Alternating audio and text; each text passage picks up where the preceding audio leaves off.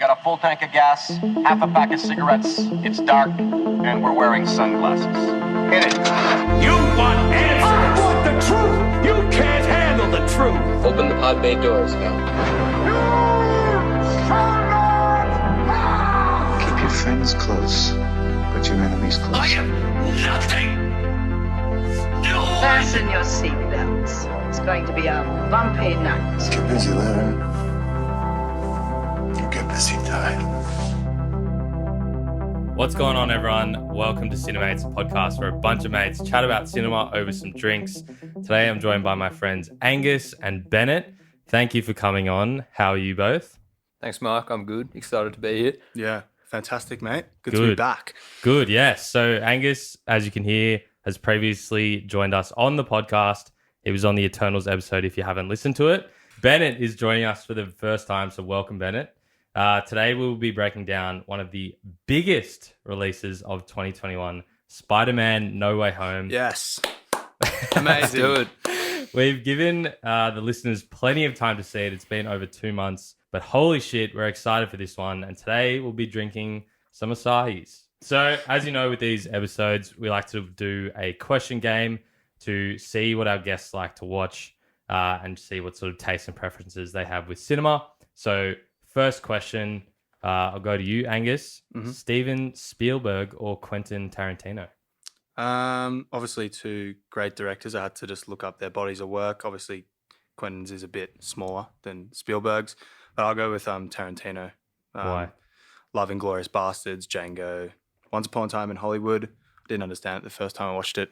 Had a bit of a read up. Second time, great movie. So Yeah. I'll go with him. Spielberg has some all-time classics, but they're quite old, and I don't rewatch them as much as I do Quentin. Interesting. Cool. Bennett? Yeah, it's a tough one, mate. You haven't eased me into things here. Look, I think as I've gotten older, probably Tarantino I'd lean towards, but Okay. certainly Spielberg has a bit more nostalgic value for me. When I was a kid, I loved the movie E.T. Great movie. Yeah, and Mum and I watched that together a few times when I was a kid, so that's a nice little memory for me. But yeah, I think Nice. as I've gotten older, Inglourious Bastards and Pulp Fiction are two of my favourite movies. So I think Tarantino probably edges over the line for me on this one. Nice. Good answer. Next question, Breaking Bad or Game of Thrones? Breaking Bad. I don't really remember too much of Game of Thrones.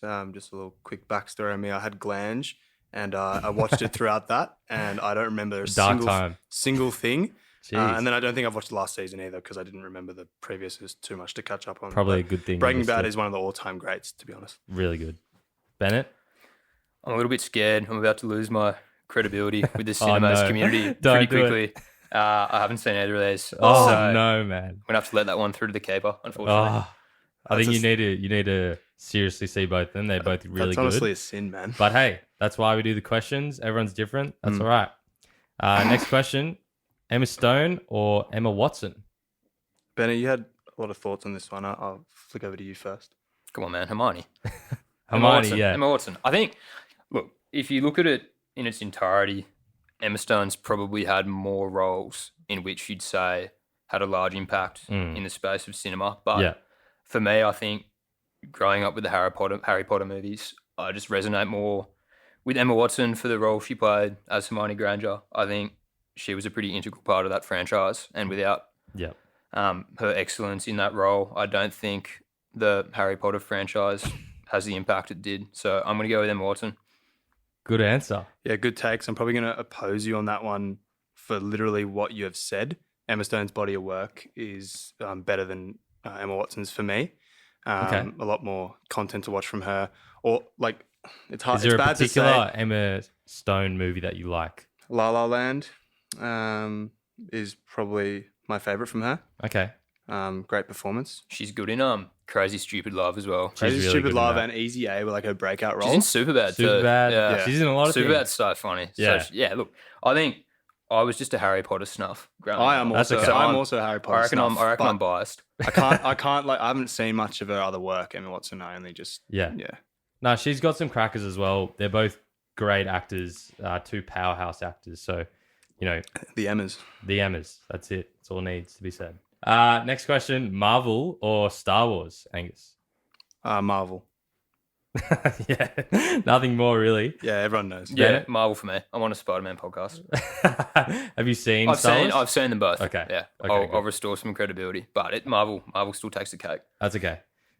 Next question: Succession or Euphoria, Angus? Euphoria. Currently watching it, loving it.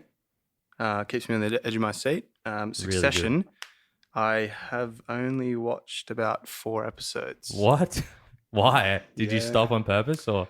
I must have stopped, got busy over a weekend or something, and when you do that sometimes and you're not fully invested, and then Yeah. you Kind of forget on to your come, you phone. forget to come back to it. Yeah. Yeah. So that's what's happened there. Oh, okay. I'll get back into it for sure. Trust me, it gets really good. I think the latest season 3, was You can't steer away from the hype. If that many people No. are loving it, then yeah, and it had the hype that Euphoria now has back when it was the hot topic. Bennett, Succession or Euphoria? I haven't seen Succession, but I am currently watching Euphoria. I'm just started getting into season 1. Are you liking it? I'm really liking it, so I'm going to Yeah. go with Euphoria. But What it's episode not are a you on? very informed opinion. Pardon? What episode are you on? I'm up to episode 4. Nice. Ooh. Good. Both great shows. Definitely some must watches there. So good, and glad to hear that you're finally watching Euphoria. Now into the deeper questions. Angus has already been on the show and answered these, but we'll go to Bennett first. Most memorable movie that you've seen in cinemas? Funnily enough, I'm actually going to go with the movie we're doing today, Spider-Man: No Way Home. Wow. I just think, and Mike, you and I saw this together, so you can Yeah. vouch for me. I don't think I've ever been to a movie and witnessed so much engagement from a crowd. Yeah. Yeah. Like the crowd in that cinema, I reckon I can recall 10 or 11 instances where they were like audibly excited at what was happening on Yeah. screen. 100%. And like even before that movie started, I felt like I was about to go out and play rugby, not watch a movie. Like people were screaming, they were so excited. Yeah. And I can't think of like a comparable experience in my time going to the movies. And I love going to the movies, like sort of always been something I've enjoyed. Mhm. But I can't think of an instance that kind of replicated that energy. So I Yeah. think, Spider-Man: No Way Home, For most sure. memorable movie experience. Definitely. Angus? I'll Maybe change another mine. Probably not. I'll just change mine from Endgame to No Way Home as well. Wow, the upgrade. Just felt like you were actually part of a community. You Yeah. knew that everyone loved it as much as you did. And I'll keep it as short as that because Bennett already summed it all up. Yeah. I literally saw it with both of you guys. I think Angus, we saw it on the first day, maybe Bennett a couple days in, and both times, I'll touch more on this later, but both times before the movie had even started, people were literally like saying like, let's go. Like in There was the a cinema. buzz. There was a buzz. It was- yeah, there was a buzz. You knew everyone else was like such big Marvel fans, and it was really good. We'll dabble in it more later, but good answers nonetheless. Next question: fastest TV show binge, Bennett. I think mine was Squid Game. Nice. Sort of after hearing about all the hype and the success that it had on Netflix, Yeah. I got into it one weekend and I polished it off in the weekend from memory. Wow. I think I got through like 7. I think it's only 9 episodes, but I think I got through 7 of them on a Sunday. They're still like an hour each, though, aren't they? Yeah, like it was a big Sunday. Some serious but- binging there. Good I stint. think I just enjoyed like how unique the premise of that show was. And was kind of, after I finished each episode, it left you on a bit of a cliffhanger as to where to go next. And before I knew it, my Sunday was gone. So good. fastest binge was Squid Game for me. Absolutely. I think, so unique, and like you could never really pick what was going to happen next. Like, just great show. Definitely watch it if you haven't. Angus, fastest TV show binge. Recently been Invincible, the animated superhero series on Really Prime. good. I think it was just over 2 days, so that's just a recent fast binge. Probably not my fastest, but Yeah. that's what comes to memory. Really good. You think it starts as a regular superhero show, and then it just starts amping up with the violence and Yeah. the swearing, and it's just Oh. not safe for work, obviously. No, it is But not. yeah, it literally just it just escalates episode to episode of how insane it's getting, and there is a season 2, so I'm very keen for that to come out. Yeah, for sure. I think, Nick on our June episode, a couple episodes back, actually also had been. I did hear that. Yeah, I Invincible. did, and I So, think that could have been what made me want to like jump into it, because I literally it's been 3 days since I finished it, so that's pretty much since last potty. Listeners out there, definitely Amazon Prime, Invincible. It is so good. Next question, Bennett, a movie that you think everyone needs to see. I'm actually going to go with a movie that you recommended to me a couple of years ago. Some good evidence of the rising success of cinemaze. So I'm going to go with Fight Club. Am I allowed to talk about it? Yeah. First rule of Fight Club: never talk about Fight Club. Yeah, it's okay. Tyler's not listening. I just think that movie was incredibly unique in the sense that it was sort of like this paradox that it was about like such unconstrained violence, but I still think carried like quite a powerful message that I think is applicable, even more applicable in society today than when it was made. I think it was 1999 when it was made. Correct. Thanks, Angus. So yeah, I'm going to go with that one just because I think it's quite unique for like someone to produce such a didactic story that at the same time is so like violent. And I guess there's so many things in that movie which are like poor demonstrations of moral behavior. But at the same time, I think the movie stands for something really good. Yeah. I think Finch is a genius. Like David Finch is probably close to my favorite director. And there's also a great plot twist in that movie. There is. I think the movies everyone need to see are the ones with the best plot twists. So I'm going to go with Fight Club. Great suggestion by Cinemaze. Thank you. Yeah. I'm glad you enjoyed it. It is a cracker. So good suggestion there. Angus, another movie? This is probably not a well-known movie at all. One of my favorite actors who's not like a mega star, Miles Teller. One of his smaller body of works, Only the Brave, based on a true story of some firefighters. I won't give away the ending. You could probably look up the true story anyway. But honestly, great acting from Miles, a great storyline. Josh Brolin's in it, who plays Thanos. And yeah, the ending, there's a final scene there that it will leave you shocked and like extremely emotional. So I love it, personal recommendation. And, if you watch it and love it, then, great. Cool. Nice one. Next question, TV show that you're watching at the moment. You spoke about Euphoria. Yeah, that's me at the moment. Touched on that before. Nice. Angus? Euphoria too. It's everyone's watching pretty much Euphoria. the craze at the moment. It is. No, Every Monday. Every Monday. It's so good. So we're just going to change it up for this episode. We're going to be doing the Cinemates elevator pitch, and I'll give a quick review of what we last heard from the Cinemates community member, Jack. He recommended the TV show Rake on Netflix. I watched an episode and I really enjoyed it. Great cinematography, very cool that it's set in Sydney. And I think the main character, Cleaver Green, he's a barrister, and I'm only one episode in, but, I'm really intrigued as to where he's going to go. It's super entertaining so far. So very good recommendation there, Jack. Thank you for that. And I also saw that it was rated 100% on Rotten Tomatoes. So I'll probably keep watching it after that. But great recommendation there. How many things do you reckon are rated 100% on Rotten Tomatoes? Very few. So the crazy. fact that it's got it has to be good. Now, the next elevator pitch will be coming from Cinemates community member Tom, who previously recommended Burnt, which let's just say was not exactly my cup of tea. So here he is to redeem himself. Let's see what he's recommending today. Hey Michael, I wanted to come on and redeem myself for my poor pitch last time. About a week ago, I watched the new Ridley Scott film, The Last Duel, which stars Matt Damon, Adam Driver, Jodie Comer, and Ben Affleck. Set in medieval France, the film goes through 3 different chapters, each portraying the perspectives of Jean de Carouge, Jacques Legris, and Marguerite de Carouge to tell the tale of Legris's sexual assault on Jean's wife, Marguerite. When Marguerite accuses Legris putting her own life at stake, Sir Jean steps in and challenges Legris to a duel to the death, which would determine the guilty party. I think the most interesting concept of this film, in my opinion, is the director's ability to portray the same story through 3 different perspectives, giving the actors free range to play the same character in numerous ways. Let me know how it goes. Yeah, awesome. Thanks for that, Tom. I haven't seen Last Duel. I've heard it's really good. Ridley Scott, obviously a great director and a huge cast there. Have either of you guys seen Last Duel? I haven't, but I have to give it a watch after hearing that. Yeah. I have, yes. And I stand by what was said there by Tom.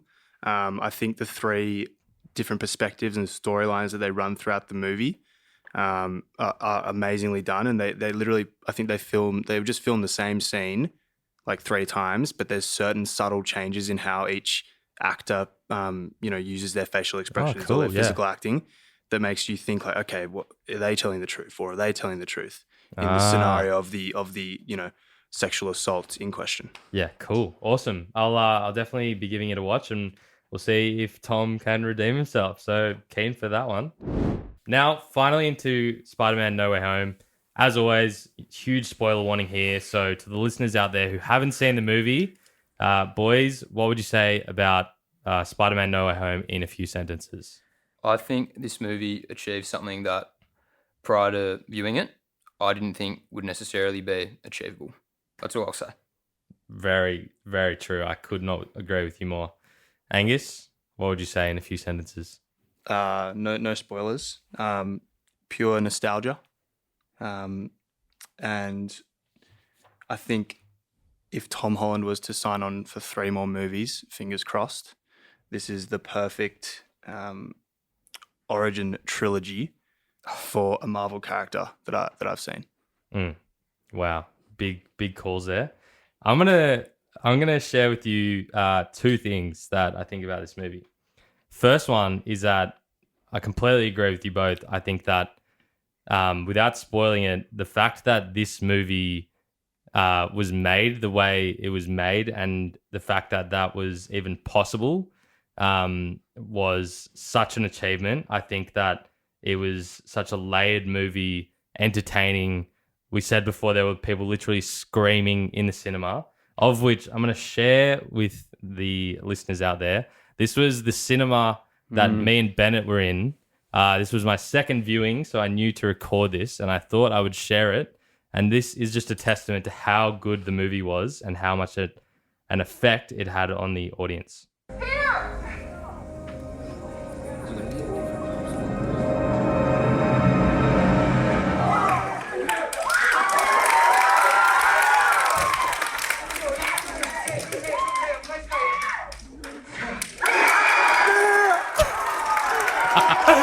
That one guy.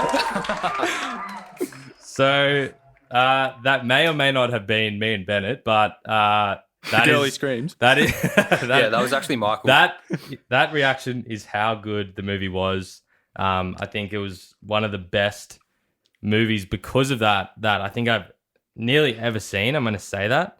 And because I had such a good experience, I also wanted to record a mailbag for the podcast to share my thoughts. So this is what I had to say coming straight out of the movie theater on the first time.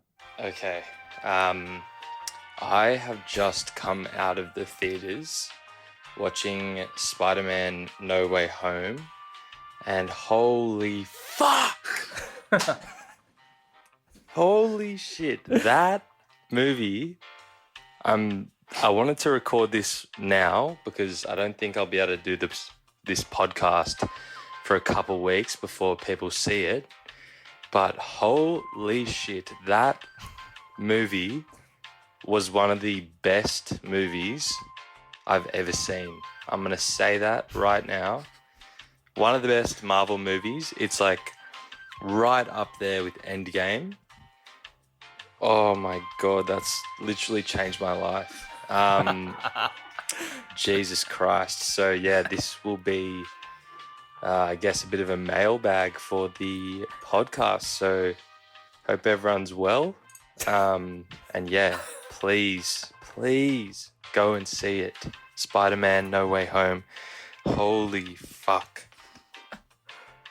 So yeah, that's all I had to say. Pass to Michael. Got a bit of a potty mouth there, mate. Yeah. So if you haven't seen it, go see it. That's all that I need to say.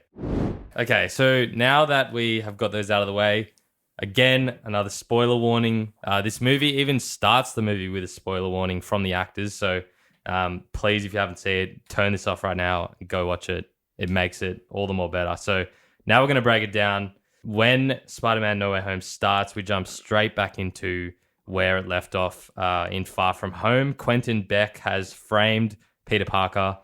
The whole world knows that he's Spider-Man now.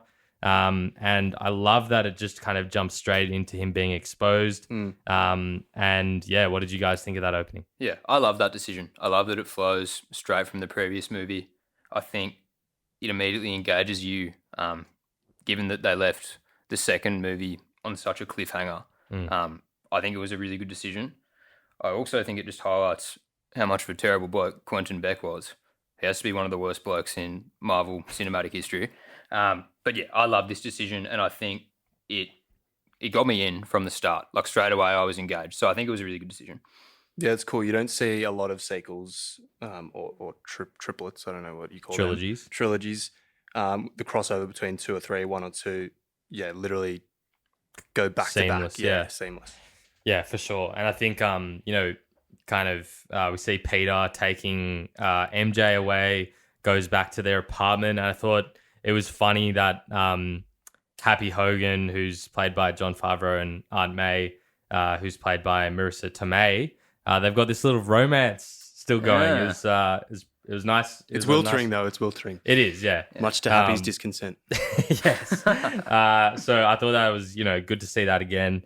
And I thought it was really cool. So as we're kind of seeing that and Peter comes back in and there's all this chaos happening, you don't actually really notice it, but it's actually a one-take shot from his bedroom all the way through the house, kind of watching the TV happening. It's really cool. And I thought that was kind of like a great way to start. Yeah, that'll be fun to film. I think it's also, it kind of demonstrates the chaos going on in Peter Parker's life at that moment as well really well. Like I think that one shot, that one shot's so non-stop and so frantic.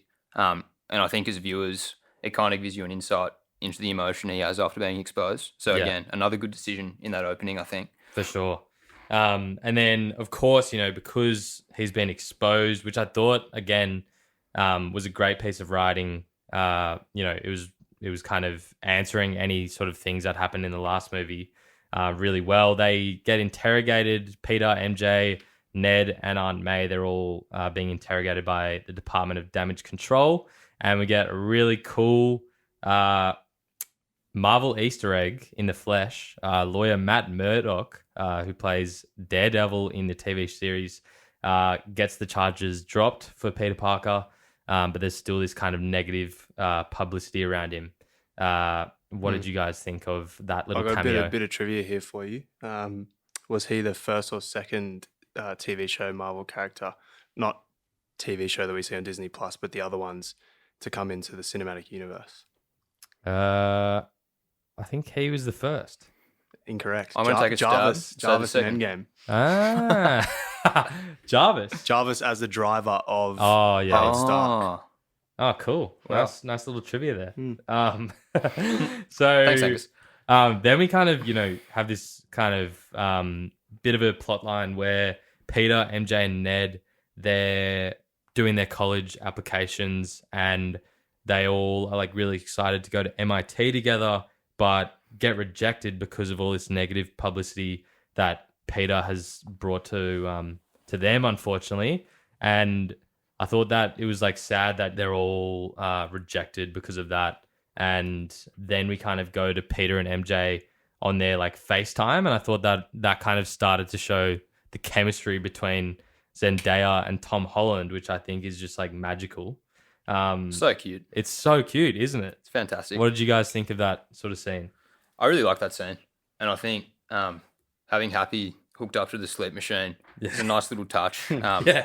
Given you're kind of focused on this chemistry they have. Comedic relief. Yeah, and he's just in the background. He kind of, not that there is any like awkward tension or anything, but I think it's a good move to have him in the back there just to sort of bring back that lighthearted aspect. Yeah. Which I think's characteristic of this movie. I think it is quite a lighthearted movie. And For sure. Yeah. And I think like chemistry's unreal. Oh, it's so good. And I think the chemistry not in real life too now? It is. Yeah, they're dating between real the life. actors. It's extended beyond the screen. So I think it's going to work well if there's future movies with them. Yeah, no, it's great. And I think just quickly on the Happy note as well, he kind of says like wrap it up, and like every single joke that in the movie, I'm pretty sure I'm going to say like 95% of the jokes that they put in kind of actually made you laugh. It wasn't like a cheesy, like, you know, Disney Marvel. And I think Like that's been- Eternals. Yeah, it wasn't Eternals. I think that's been an Achilles heel of like some of the less successful Marvel movies is that they can be cheesy, the ones that aren't as well done. Yeah, But I think, they're like forcing the comedy. yeah, I think this one makes pretty good decisions in regards to the comedy. Yeah, for sure. I've got a question. mm. What's going to happen if Tom Holland and Zendaya now break up in real life? Because the fourth movie, it's going to have to rely a lot on their relationship as a major for sure. feature of the plot, right? Got to hope they stay together, man, for the sake Yeah, of the MCU. Kevin Feige's got him signing contracts left, right, and center to make sure, you know. They're locked in. Yeah. Yeah, lock them in. But they're also actors. They've got to be professional. Yeah. They both seem pretty mature, so. Yeah, hopefully they stay together. But yeah, definitely going to be a huge part of the next few movies, that's for sure. So moving on, then we get Peter going to Doctor Strange for some help, and Strange ends up casting a spell that would make everyone forget that Peter Parker is Spider-Man. And maybe this is where it's a bit of a plot hole. He kind of interrupts the spell to like allow certain people that he loves to retain their memory of him. And it just causes chaos while he's doing the spell. What did you guys think? I think this with is that? I think this is my one major bone to pick with this movie. I think this is a bit of a flaw. I just think if you're Peter Parker and you're about to ask Doctor Strange to do this spell, surely before he starts it, you're like asking him, what are the implications of what I'm doing here? He's also very smart, Peter Parker. Have, Yeah, he's have a a bit of a genius. sit down, create a bit of a plan of attack, and go from there. Yeah, He's in like, no mate, rush. Have a think. Yeah. And also the fact that that's like his first course of action to try and solve this problem.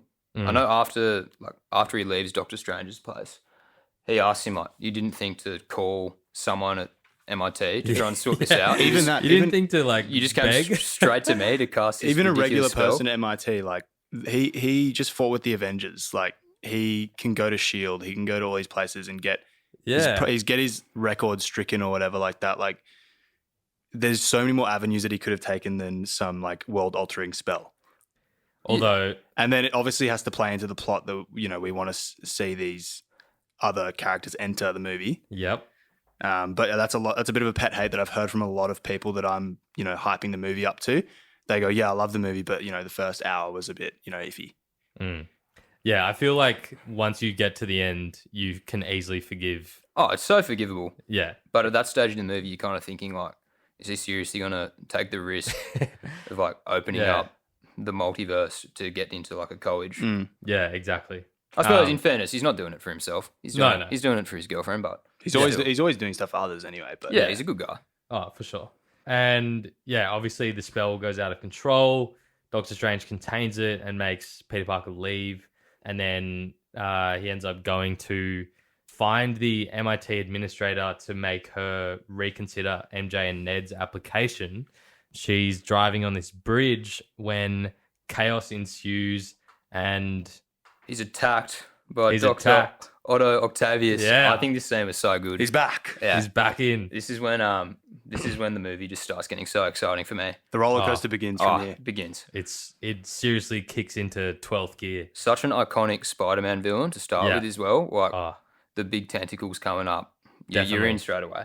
and I thought it was so cool how the actor for Doc Ock, Alfred Molina, he's like straight back into where he was from Spider-Man 2 from ages ago. It's just cool to see all these actors back to where they were. Just like, and little one-liners that like Yeah. make you remember that movie exactly. Like, you know, where's my like superconductor and And then the Green Goblins. like, look at your flashy new suit. That's not going to help you. Yeah. And the Green Goblins. Like, I'm something of a scientist myself. Oh, that was so good. Good. Yeah, so much nostalgia. So he's obviously attacked. I thought the fight itself between them was really cool. Like Spider-Man's obviously got this sort of iron suit that's almost like a Doc Ock Nanobots. itself. Yeah, nanobots. And, you know, Doc Ock then realizes that it's not the Peter Parker he knows. The Green Goblin shows up. And yeah, we kind of start to really unravel what's going on here, this multiverse theme. And Doctor Strange teleports Spider-Man and captures the rest of them, including Kirk Connors, who comes from the Amazing Spider-Man series. Now they've got to try and find the other people that maybe have come into the universe who know Spider-Man's identity. So what did you guys think of how they started to bring in these other characters? I think the chemistry between the villains when they're trapped and there's that conversation and they're all going back and forth. I think that's one of the funniest scenes in the movie. Like they all gel really well together, and I think that's really cool given that they come from different Spider-Man franchises and immediately they have this kind of synergy. They have a common enemy, to be fair. Yeah, but they're common enemies, like a different Spider-Man. Yeah. But in itself, it's still sort of the same guy when you think about it. Like, well, they all have that underlying hatred for Spider-Man. So yeah, I thought it was really cool that they could have some banter, and that was definitely a good part of the film comedically. So the Lizard, Dr. Connors, he's obviously captured as well. Then Spider-Man goes to retrieve Max Dillon, Electro, and we also get Flint Marko, Sandman come in. I thought that was really cool. That he's one of my favorite villains because he's not essentially a villain. He's just torn, conflicted between wanting to provide for his daughter, but also walking the line between not good and evil, but good and criminal. Yeah. And obviously he's in that scene and he helps Spider-Man capture Electro. But then as soon as he sees Electro get captured, he immediately his distrusting side comes out. So he's a very deep character, and obviously he doesn't get a lot of screen time, but still leaves an impact. Definitely one of the most like conflicted of the Spider-Man villains, which I think adds a lot of depth to the character. It's a great character. Yeah, for sure. We then go back to Norman Osborn. He's reclaimed control of himself, and I thought that this was really cool that we kind of got to see him being in control again, and he then goes to the kind of homeless shelter that backtrack. He breaks the mask. And that's when you get to see. That's when you get to see that strategically from a filmmaking perspective, Defoe, he is the Green Goblin. Yeah. So that's when all his facial expressions will come out later in the movie without a mask, and oh my god, he does it so well. So good, and like exactly how you say. We then get to the him with Aunt May, and like you can see all his facial expressions. He's all like vulnerable. He's saying like, "Oh, sometimes I'm not myself." Like, and Defoe's just like playing the character so well, and you kind of think because in those Spider-Man movies, he was just in the first one with like kind of cameos, but you never really got to see him being someone who has like a personality in their head like taking over. They would do it through the mirror. So it was always through the mirror. They would do a camera change to his face, innocent, but then a camera change back to the mirror of him like really gnarly as the Goblin. Yeah. But like in this one, he goes like he switches it. He just goes boom, boom. Yeah. Boom. From memory, in the first one, he just shows up like he just pops up on his glider. And he's got his mask on, and so watching him just like change his expression and get into character straight away, and actually seeing that in front of your eyes, I think it's a pretty impressive performance. So good. So then we get Octavius, Norman Osborn, and Dylan, and the Lizard. They're all kind of pulled in, and they realize that they were all pulled into this universe before they were going to die. And I thought that it was really funny when Doc Ock, he's like, I had him by the throat. And he's just like, oh, wait. And then I was like about to die. And Electro's like, I was overcharging. I was being able to go on pure energy. And he goes, oh, shit. I was going to die. Yeah. Doc Ock has some great outbursts. Oh, he does. Later, he's like, hey, who the hell are these? Yeah. That was so good. Definitely, we were watching the other night together, all three of us, and I would say he was definitely angrier in this one than he was in number 2. Oh, for sure. A lot of aggression from Doc Ock. And of course, as Bennett mentioned earlier, we get that iconic line, I'm something of a scientist myself. A few laughs in the cinema on that one, definitely. Yeah. Oh, absolutely. And yeah, another great line from Dr. Connors, who doesn't really say much in the movie, but he's like, there's no way that's his girlfriend. No way. It's so good. It's such a weird line from like a massive lizard creature. Yeah, he's like smiling as well. The way he says it is just so weird. There's no way that's his girlfriend. No way. Yeah, great scene. Yeah, so and then moving on to the next scene, Strange comes out and says, look, we're going to send them all back. Peter previously having a conversation with May, and May being, the beautiful woman that she is, telling him, go down, the righteous path.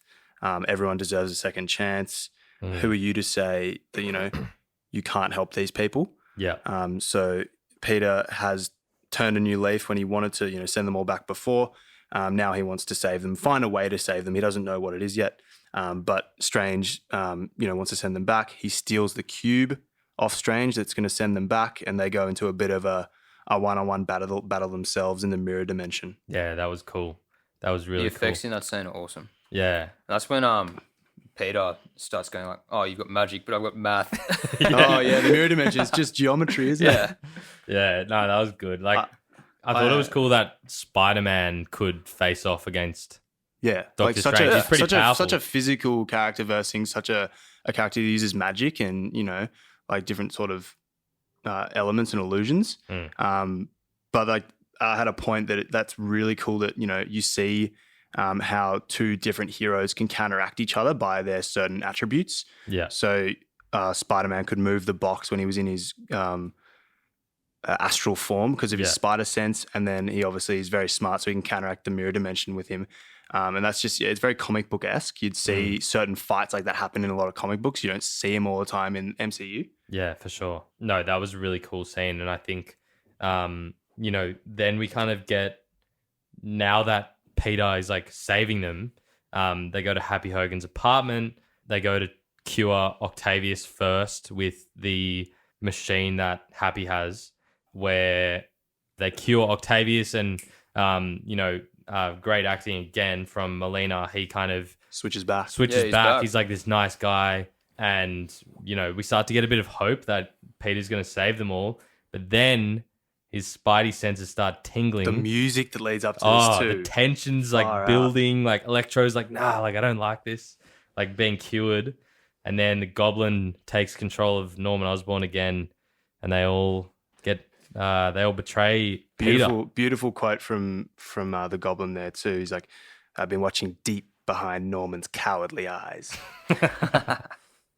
Yeah, no, some serious quotes, and like we see every expression on Willem Dafoe's face. So it was just so good.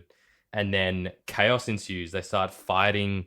I thought that Goblin and Peter, when they're fighting, it was the first kind of like properly like brutal fight that this Spider-Man Tom Holland has actually been in. Like he's fought the Avengers and stuff. A lot of his fights have just been very agility based, like jumping around everywhere, like trying to escape around and stuff. Yeah. This was hand-to-hand combat, like because it's the Goblin. Yeah, and like the Goblin's like laughing as he gets punched, and like he's just crazy. I feel like that's a bit of a theme in this whole movie. Like it's sort of the first time we see Tom Holland's Spider-Man have to bring out that aggression to sort of fulfill the requirements of his role in the movie. Yeah. And I think it's a good thing for his character development, in my opinion. For sure. Obviously, the next sort of bit, Aunt May, she gets fatally injured by the Goblin. Goblin's just like ruthlessly throwing all these bombs. Everything's like exploding. Peter's like been bashed. And of course, Aunt May dies, which, as you're saying, Bennett, like it was the first like sort of adversity that this Peter has been through. Besides Iron Man dying. Yeah. Oh, that's true. But a father figure to him. But I guess he's lost everyone. This is massive. Yeah. This is huge. This is the last person in his life. If you compare it to Garfield and Maguire, both sort of losing Uncle Ben. I guess Garfield loses Gwen as well. Like I guess that loss, even though, like you said, Angus, Iron Man dying, is obviously significant. But in the terms of just this is the woman who raised him. Yeah, exactly. Yeah. And that narrow Spider-Man story arc, I think, for sure, it's a pretty significant moment for him. It's massive. And as she dies, she says, and equally as well, like we don't think she's dead because she's kind of still up and about. She's like running on adrenaline. Yeah, she's like on adrenaline. She's like, oh, like I'll just lie down for a bit, and then you're like, wait, what's going on here? And it's really sad. Like, so obviously she dies. Music's building, which, by the way, the music from Michael Giacchino was phenomenal. And in this scene, we start to get it. Happy Hogan drives in. He sees that Aunt May's dead, who was his like romance. And you're just like, oh shit, like he's so sad. He's like, Peter, run. And yeah, it was such a good scene. And I thought as well, did you guys think that that was a really good performance from Holland. He's like crying. Yeah. His family's It's dead. quite similar to when Garfield's holding Gwen's body after she's fallen. Yeah. Like holding them in the arms, like the head. It's actually the same like cut, I think. Tom's head is on the left of the screen, looking down. On the right of the screen, looking down to the parallel. left. Yeah, but he does it really well. I think he does it really well. Like, he's such a jovial kind of character in the Yeah. first two movies, and I feel like the first two movies are just so much more lighthearted. And this is probably the first time I think you see him display that emotion to this degree. I know, obviously, we've seen with Iron Man dying, there's a parallel there, but with the focus just on Tom Holland and his acting, I think it kind of goes up a level here, at least in my opinion. Absolutely. And we get one of the best scenes, I think, in the movie. Aunt May's just died. It's raining. We see Jonah Jameson, J.K. Simmons, who's obviously... He's reading the news. It's saying like what's happened. a cool like little report he's doing. And the music and the cinematography is so cool. It's like slow-mo. Peter's just standing in the rain. He's lost everything. Completely distraught. And the score from Giacchino is like it's completely hitting you home. You've got goosebumps. Yeah, so good. And then concurrently we get Ned, who has the kind of magic ring from Doctor Strange. He realizes that he can create these portals and potentially find Peter, because they're like, where is he? They can't find him. And we get an awesome scene. They, of course, bring back Andrew Garfield. And as we heard before, when that happened, both times that we saw it in cinemas, the cinema just blew its lid. Went nuts. Erupted. It was so smart, I reckon, to go from the most tragic moment in the film Yeah. to like the most Your exciting. heart doesn't know what's going It's on. just a roller coaster. You go from being so sad because Yeah. Aunt May died, and all of a sudden they've brought back a Spider-Man from a different like sequence of movies. I think Yeah. you go from like the lowest low to the highest high, and it's a really cool way to have done things. Yeah. Oh, could not agree with you more. And I think for me, I'd kind of avoided every spoiler. And the fact that I just hoped that they would bring them back. But the way that they did it like this, it made it so much better because, as you said, you're at the lowest of lows, and then they inject you with this amazing comeback. And same with the other actors like Doc Ock and the other villains, Andrew Garfield, and then of course Tobey Maguire coming in as well.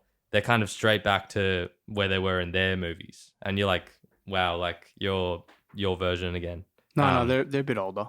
No. But I mean, right. in terms of like how they play their Oh, character, how they play it? Yeah, they're locked right back in. they're straight back. They know how into- to do it, obviously. Like Yeah. they did it for a few years. So good.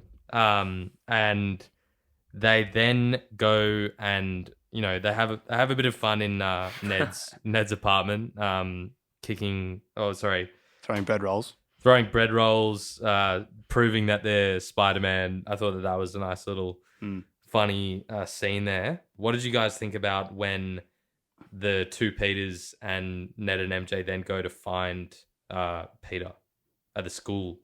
Great scene. Firstly, Ned and MJ walk in, comfort their friend because them and Happy are like the only ones left in Peter's lives. Yep. Like a really sincere hug from both of them. It's really cute.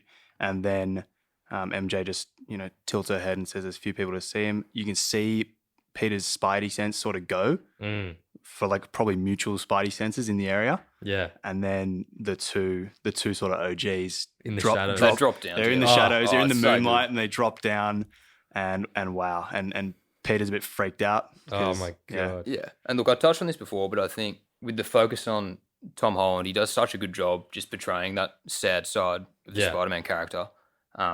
And yeah, like Angus said, that moment when they're sort of lurking in the shadows and they drop down, it just makes you so excited for what's to come. I think It's sort of phenomenal. for shadows then working together later in the film. Yeah, It's definitely. it's so emotional, that scene. Like Tom doesn't want advice from them initially because he says like, oh, I don't want to know that you felt the same thing I'm feeling. Like you don't know what. But they continue to like, be a shoulder to cry on. They talk about how, both their Uncle Bens died. Garfield going into how he lost his MJ, as he says it, is extremely sad. And, then they sort of, they've created a bond because they all eventually they know they've all gone through the same sort of hardships. Well, as it sort of becomes clear later on in the film, they're the catalyst for the redemption of Tom Holland's Spider-Man. Like he's ready to send all the bad guys back and get killed, and it's not his problem. And that's what they wanted to do. Like, I watched the interview of all three of them that just came out maybe like 2 weeks ago, a week and a half ago. And the only reason that Toby and Andrew agreed to, come back was they read the script and they saw that, they weren't taking away from Tom's storyline. Yeah. They were, enhancing it, helping him down his path, the character to, make him, a better person and a better Spider-Man. Oh, for sure. And I thought, that scene, like the fact that, Garfield could be crying about like him losing his MJ or Gwen, Maguire kind of saying how he killed the guy that killed his uncle, and he like got what he wanted, but it didn't make him feel better. The fact that these two alternate versions of the same character in a different universe to like advise another version of themselves, I was like almost like pinching myself, saying like, firstly, like I don't think that's ever been done before in cinema. No, like two alternate versions of the same character doing that, and secondly, they did it so well, and the performances from all three were just so good. And when kind of they say, with great power comes great responsibility, and Holland's like, how do you know that? And they said like Uncle Ben said it, and it was just like, man, like because in Holland's universe there is no Uncle Ben, but Aunt May, everyone knows. Aunt May has been both uncle and aunt to Peter, and that was just like the best scene for me. So good. Yeah, bit of a quick scene. After the school rooftop, they jump into the laboratory to make all the antidotes for, all the villains to keep them alive. Yep. And there's a lot of personal stories getting thrown around. Toby, says how he lost his best friend after he tried to kill him. That freaks out Ned a bit. And he sort of doesn't want to look Peter in the eye anymore. And then Toby and Andrew talk about love as Peter Parker. Andrew hasn't found anyone since Gwen. And Toby sort of lets us know that he's still got things going with his MJ, which is cute. Yeah. And then that was good. And then they sort of recreate the triple Spider-Man pointing meme, which is pretty funny. I didn't notice that the first time I watched it. I pointed it out to you yesterday, and I didn't know. And then you saw it. It was subtle. I'm glad that it wasn't like so obvious. Yeah. Like this. Yeah, and I'm pretty sure it was mostly Garfield. Garfield just loves playing around in his scenes. Like it was mostly him doing the double finger point each way. The other two were sort of just acting confused, but he knew about the meme. Yeah, I feel like there was a lot of sort of good chemistry between the three as that was happening. So that was a nice little scene there. They obviously make the cures for the three villains, and then they need to lure the villains to the Statue of Liberty, where we get this epic final battle. I thought that as we're waiting for the villains, again, I was like pinching myself. More chemistry. All this chemistry happening. They're all talking to each other. And Tobey Maguire's back is like sore. And he's like getting Garfield to crack his back. And they're all wearing Spider-Man costumes. I was like in the cinema the first time. I was like, is this real? Like, I couldn't believe it. And then Andrew Garfield tells the other Spider-Man that he loves them. A lot of Andrew's lines in those final scenes were improvised. He goes, "Oh, I always wanted to have brothers." And then I love you guys, and they sort of pay out Toby for his webs that come out of his body just voluntarily. Do they come out of any other places? Or? Talk about like his web block and stuff. Yeah, that was so good. And then when Tom Holland's like, I was in the Avengers, and they're like, Avengers, that's great. What is that? Are you in a band?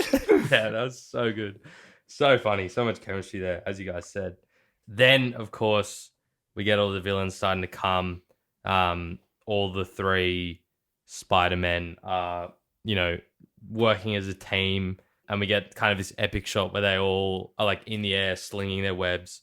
around each other, which was really cool. Yeah, Angus, you I noticed noticed little- that. Well, actually, I think I saw it on TikTok or something, as you do. Mm. They swing around this corner of the scaffolding that the fight is taking place, and I think you can't really tell who it is; it's too quick. But one of them is leading with a web, and the other two like attach their webs to that one and use their momentum to like swing in, like rotate their direction. It's so epic when you actually like concentrate and see it. Yeah, and like that's just like another one of those like subtle things that they threw in just to spice it up and add to the gravity of the situation. They then cure Sandman and Dr. Connors, while Octavius then comes because Electro is kind of, He's super got the powerful. arc reactor from Tony Stark, and he's going off. He's going seriously off. He's got Andrew Garfield, Spider-Man, or Peter 3, as they call him, getting zapped with electricity. Then Doc Ock comes in and saves the day. Such a good moment of redemption for Doc Ock. What did you think of that, Angus? Well, it's a bit of a shock. He comes in, he uses his tentacles and pins both the Spider-Men, Peter 2 and you 3. think he's... And you're like, what the hell? His chip's broken. They've fixed him. But then, he has redemption, taking the arc reactor off Electro. I think I had faith in him in that scene because I think his performance is so good when he first gets fixed by Peter earlier in the movie. That when I saw him show up, I immediately thought he was going to be there to do something good, which I think is quite like a good endorsement of how well he portrays that transformation earlier in the movie. For sure. And then he has a nice little moment with Toby. He says, Peter, he says, how how are you you? been? You look older. Like, how's life treated you? And he said, I'm trying to be better. Yeah. And it's nice. Little things. Really nice. They just made you smile the whole time. Then we get Ned frees Strange from the mirror dimension. He's got a bit of magical power in him. And then another great scene.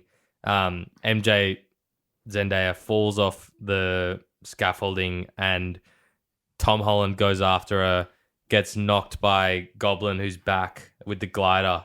And then we get Garfield save her, which is like perfect redemption because Gwen, of course, died because he couldn't save her. And here he is able to save another one. Yeah. So good. And they've almost recreated the exact act of what Garfield was trying to do to save Gwen. Absolutely. Like really quickly, but also really efficiently. Yeah. And, he's like, are you okay to MJ? But he's visibly breaking down. way worse than she is after that fall. And she says, are you okay? Like crying. And he does a little nod. And his acting there is amazing. Oh, Garfield, man, was so good. Then the Green Goblin, creating chaos as always, blows up the spell that Strange is about to kind of use, and the entire multiverse is cracking open, and you're like, oh my God, what is going on? People are getting pulled in from other universes, kind of Doctor Strange is holding them off, but it's not enough. And then we get Holland's Peter just goes all in brawl on Goblin. I think it's kind of fitting that the Green Goblin's the last villain to wreak havoc in this movie. Because he's the first villain to wreak havoc. He's the one that started it all, I suppose.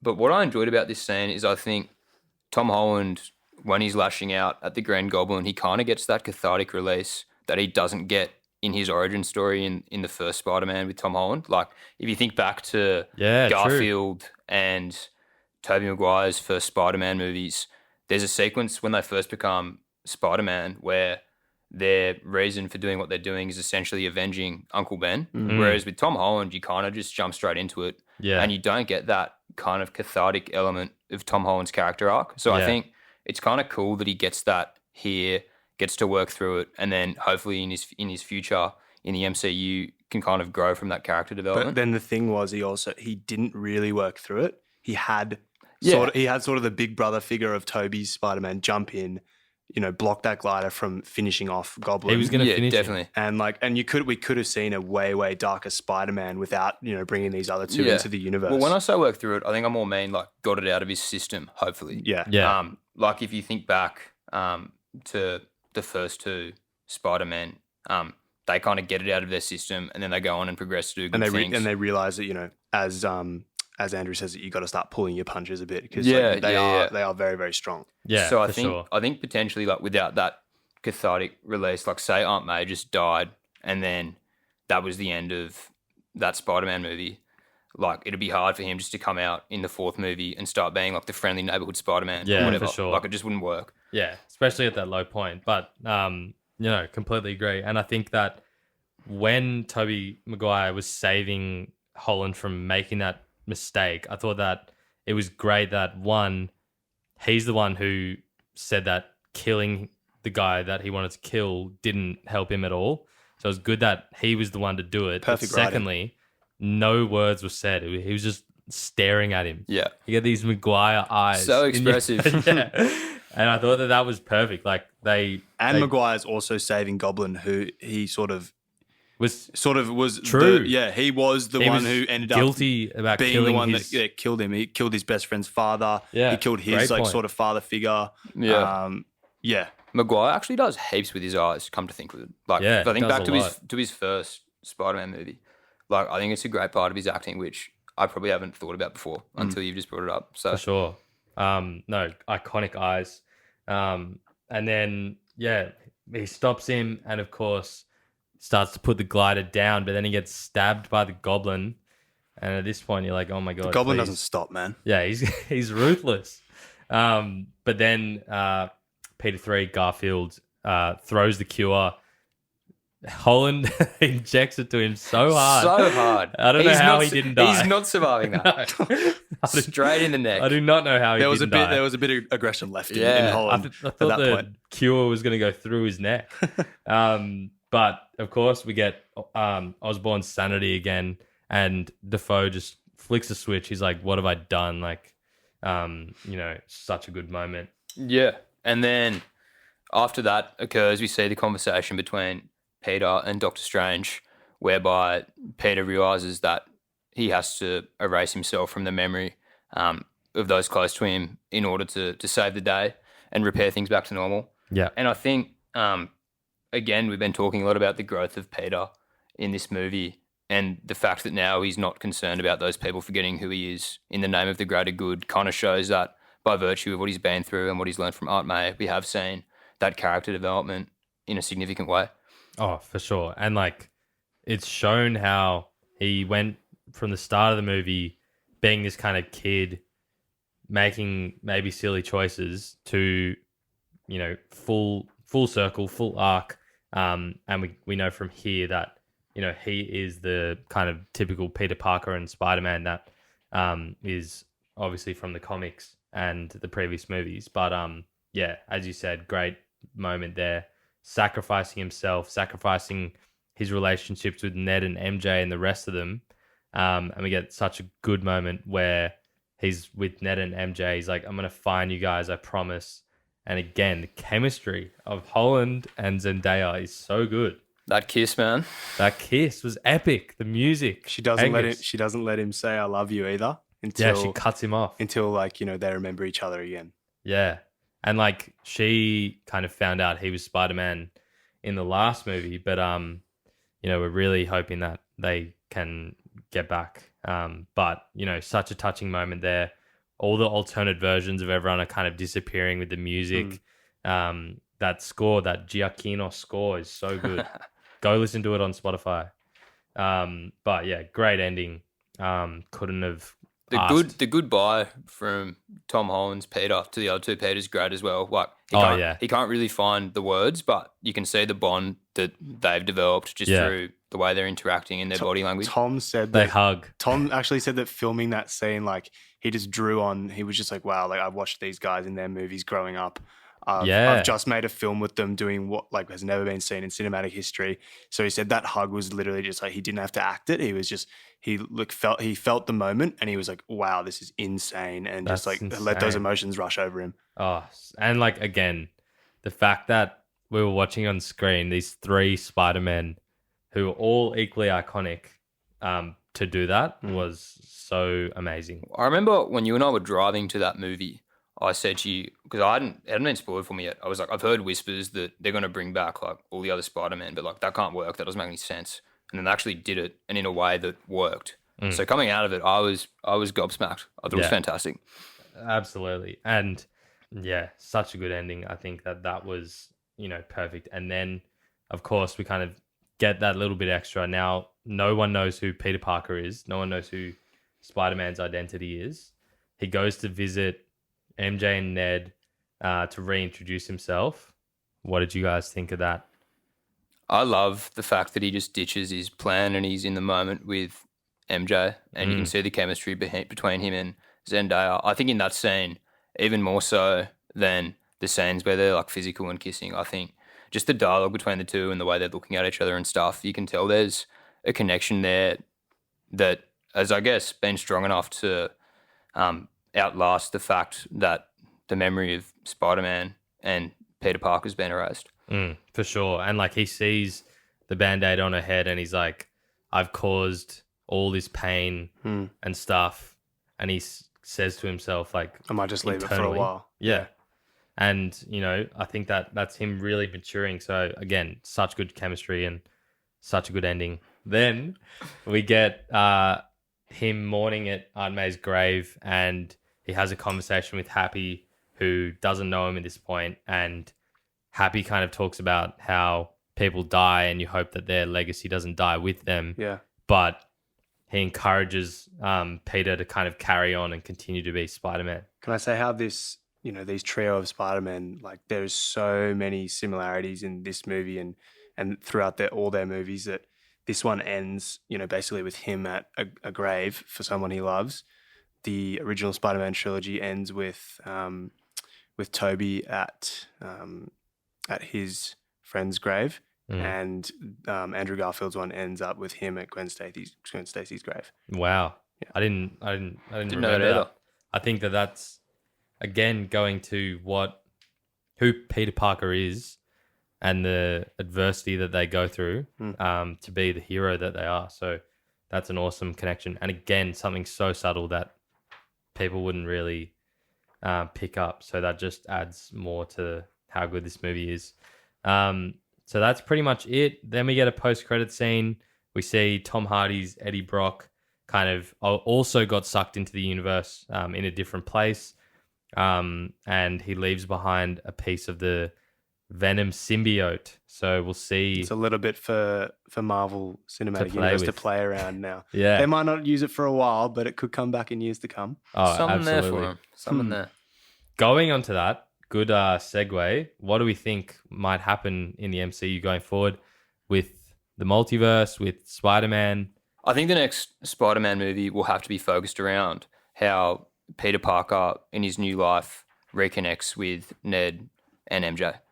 That's got to be the focus of the next Spider-Man movie, I think. Oh, for sure. I think that's definitely we want it back. We want those connections back. And if they're doing that, like the next, I guess, villainous creature is going to be more street level.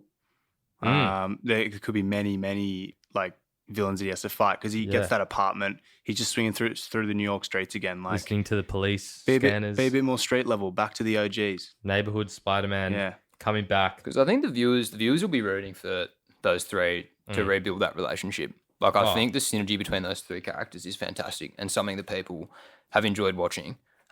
So I think whatever direction the MCU decides to go in, that'll be a pretty integral part of wherever this narrative takes them. For sure. And with Ned, I wonder, separately to him forgetting about Peter and who he is, he had a bit of magic going on during the film. Maybe that might, maybe Ned will become the next Doctor Strange. Do you reckon? Yeah. Do you reckon he makes an appearance in Multiverse of Madness? Maybe. Moving on to Multiverse of Madness as well. That's where I think the MCU is going forward. Yeah, the multiverse away is from open. Spider-Man. Just I'll throw a few rumors out there that I've heard. You know, that few of the X-Men original characters will come in. Professor X. Because we haven't really got Magneto. The There's been images of potentially John Krasinski from The Office as Mr. Fantastic. So I think this next movie coming up is going to be It's exciting, not equally, but measurably as insane as No Way Home and Endgame. I still don't think you can create Ned as like a superhero. No. I think Ned's powers. I think they should leave Ned. I think what they did with Ned was great. I don't think you can. I suppose you could try, but I can't see Ned. Yeah, I can't see Ned becoming like a significant part of the MCU. Yeah. In the context of like being one of the heroes, I think What he's does great. he become he becomes the Hobgoblin in the comics, which is What's that? essentially he does fulfill the storyline of Peter Parker's best friend turning against him. Oh, really? It's like an orange-green goblin, the Hobgoblin. Yeah. I kind of don't want that though. I don't want that Ned either. is this It's like too much of a warm good- and too much he's of a a good really bloke, loyal yeah. friend, yeah. So yeah, I kind of agree. I don't really want. I just want him to be. I want him friends to with be Peter, Peter again. Parker's mate. The guy he's the guy in the chair. He needs mate. He needs mate. Needs to be The his guy guy in in the the chair. chair, Yeah, yeah. guy in the chair. I also heard back to Multiverse of Madness just quickly. I think I did hear that upon the reaction of Spider-Man No Way Home, they went back and filmed more cameos with other people. So as you're saying, I think that there could be some to get that theater buzz and get people in seats and just like sell tickets. And you know what? I'm all for that. Oh, I'm all for it as well. Like if we can be in a cinema again, literally cheering, Absolutely. I love that. So Last question for you guys. Who wins the movie? Who's your favorite Spider-Man? Of the man. three, who takes the chocolates for you guys? Oh, you go first. You're asking the question. All right. I think if I say who's my favorite Spider-Man in this movie, I think I'm going to go with Andrew Garfield. The reason being, I think he elevates his character the most as a result of this movie. I think he suffered from The Amazing Spider-Man 2. I think he suffered from things out of his control a little bit. I don't think his performance was necessarily that bad, but I just don't think the movie... not having a third one. No, more so I just don't think The Amazing Spider-Man 2 was that well done. Okay. In comparison to Tobey Maguire's Spider-Man and Tom Holland's. So I think he puts in such a great performance in No Way Home. And I think he's a guy that he probably brings the most fun in terms of the dynamic between the three of them. And I think for that reason, out of the three, if I contain it to this movie, I think I'm going to go with Andrew Garfield. Yeah. I'm going to follow you straight there and say I completely agree. I'm going with Garfield because, as you say, he gets his awesome redemption of saving MJ. Yeah. Because he lost Gwen and wasn't able to save her, but was able to redeem himself. I thought that Holland is very timid and oh, what are we doing next? And Maguire's all sort of semi-calm, but very straighty 180. But then you have, as you said, Garfield, who's this awesome middle ground. He's very fun. He's outgoing. He's still kind of childish and funny and has the banter. But I think from this movie, he had the best development of his character. And I think maybe it even was amplified because his character maybe wasn't the best after Amazing Spider-Man 2. So I'm going to go with Garfield as well. Yeah, look, I don't think he did anything wrong in Amazing Spider-Man 2. He still captured Spider-Man amazingly in Peter Parker. I'll go against you guys here. Look, you Bennett outlined exactly my thoughts on Garfield in the movie, and in his double movie as well. But I'll just go with Holland. I think in his first two of the trilogy, he really captures Peter Parker as a teenager. He's just come out of Civil War as a 14, 15-year-old fighting against, Is he that young? He's literally like 15. Oh, right. And he's fighting against Captain America, bloody the Winter Soldier, this outrageous killer. Yeah. Comes back to the regular life, and I think he just captures. It's a beautiful high school story, and then this one has transitioned into darkness. He is still just turning 18, looking at colleges. True. And he has just gone through insane amounts of personal and emotional trauma. Becomes a man in this movie, I think. I think every single movie you see Tom Holland do, he's getting better and better at acting. And he's also doing stuff outside of the MCU, like Devil All the Time and other movies that he's got going on. He's very sought after, and he's just acting and acting and acting, and he's getting better every single appearance. Yeah. So I'll go with Holland there. I really like that. I think we're going to see some amazing performances going forward from Holland, and completely agree there. And Maguire's still great too. I love that he was in this as well and still had an awesome performance. So that is a wrap for Spider-Man No Way Home. Such a good movie. You heard it from my mailbag. But that was awesome to break it down with you guys. Thanks so much for listening in to this episode of Cinemates, podcast where a bunch of mates chat about cinema over some drinks.